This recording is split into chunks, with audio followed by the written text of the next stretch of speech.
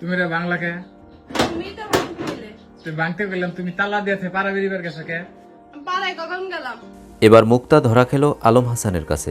একটু একটু করেই দূরত্ব বেড়ে চলছে আলম হাসান ও মুক্তার জীবনে। ঝগড়া আর ভুল বোঝাবুঝি এটা দিয়েই সকাল শুরু হয়। ঝগড়ার মাঝে হঠাৎ দাও নিয়ে আলম হাসানের দিকে তেড়ে আসলো মুক্তা। কিন্তু কথা হলো মুক্তার হাতে দাও কেন? দর্শক জানতে হলে আমাদের সাথে থাকুন। আমার গায়ে কি শক্তি! এটাতে বাড়ি মারিছি।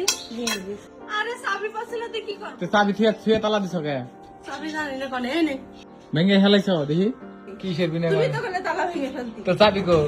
চাবি কনে আমি কি করে জানবো? আর চাবি থুয়ে তুমি তালা দিলে কে? তুমি তো তালা দিলে আমার কাছে, চাবিও তো দিলে। এই যে দাঁড়া, চাবি দিলা।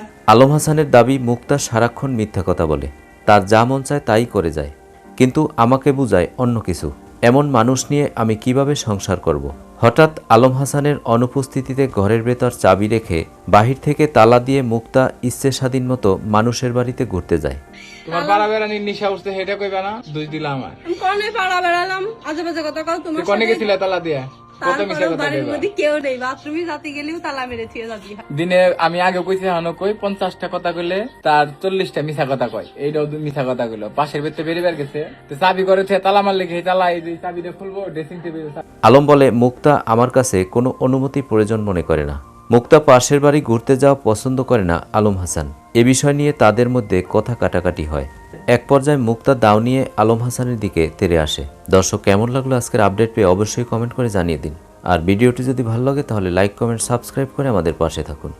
ধন্যবাদ।